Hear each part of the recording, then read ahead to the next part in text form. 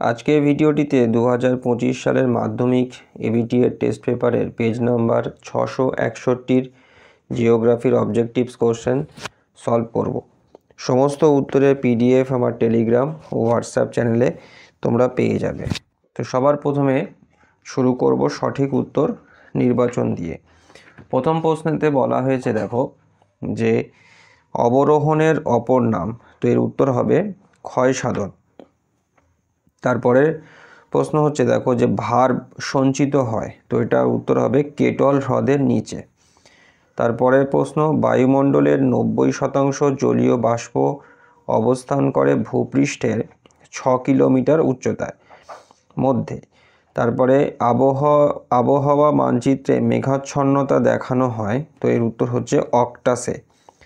তারপর ভারতের উত্তর পশ্চিমে প্রবাহিত লু বায়ু ভূপৃষ্ঠের সমান্তরালে তাপের সঞ্চালন ঘটায়। এই লু বায়ু হলো, তো এটা হচ্ছে অ্যাডভেকশন পদ্ধতির উদাহরণ।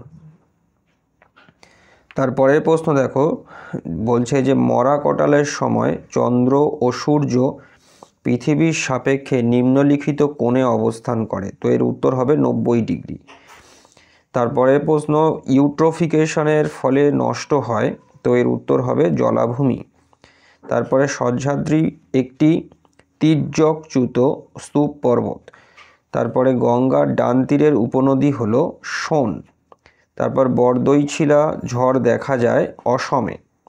তারপর ভারতের প্রথম কাপড় কল স্থাপিত হয়, এটা হচ্ছে ঘুষুরিতে। তারপরের প্রশ্ন হচ্ছে, সংযোজন ভিত্তিক শিল্পের উদাহরণ হচ্ছে মোটর গাড়ি। সংযোজন ভিত্তিক শিল্পের উদাহরণ হচ্ছে মোটর গাড়ি।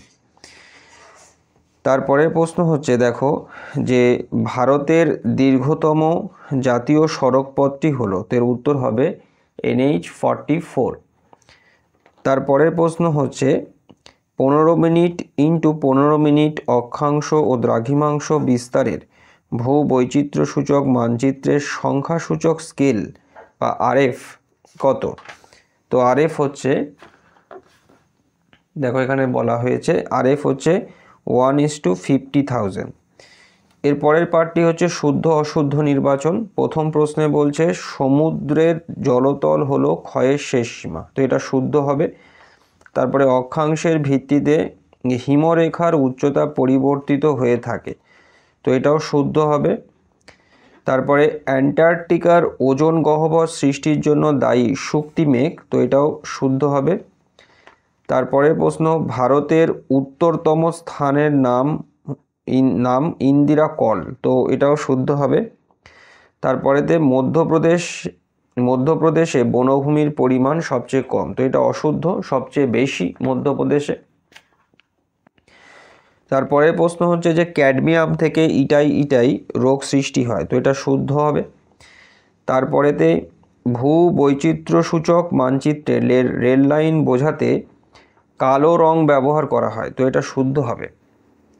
এর পরের পার্টটি হচ্ছে শূন্যস্থান পূরণ।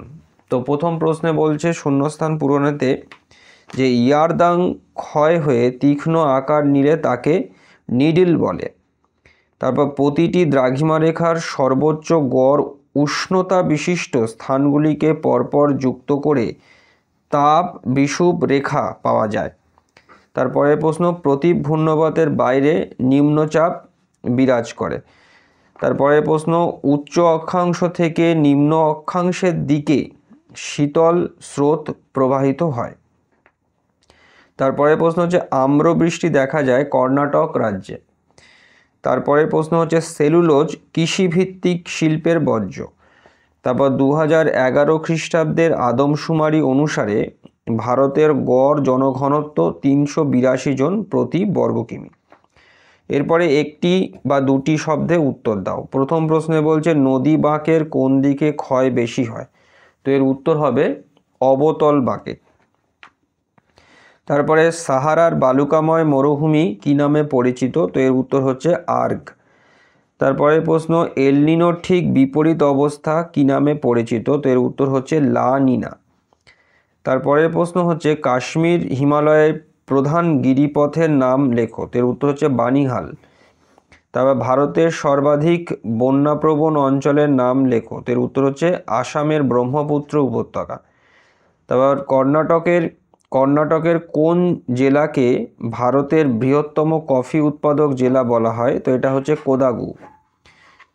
তারপরে প্রশ্ন হচ্ছে উপগ্রহ চিত্রের ক্ষুদ্রতম একককে কি বলে? তো এর উত্তর হচ্ছে পিক্সেল। তারপরে প্রশ্ন হচ্ছে ভারতের সিলিকন ভ্যালি কোন শহরকে বলা হয়? তো এর উত্তর হচ্ছে বেঙ্গালুরু। এর পরের পার্টটি হচ্ছে স্তম্ভ মেলানো। তো প্রথম প্রশ্নতে বলছে স্তম্ভ মেলানোতে যে নামচা বারোয়া, তো এর সঙ্গে হবে হচ্ছে পূর্ব হিমালয়ের শৃঙ্গ, তারপর মাজুলি হবে ব্রহ্মপুত্র, মরুস্থলীর সঙ্গে হবে রাজস্থান এবং পারাদ্বীপের সঙ্গে হবে উড়িষ্যা। তো আজকের ভিডিওটি আমি এখানেতেই শেষ করলাম। সমস্ত উত্তরের PDF আমার টেলিগ্রাম ও হোয়াটসঅ্যাপ চ্যানেলে তোমরা পেয়ে যাবে। সবাই ভালো থেকো। Thank you.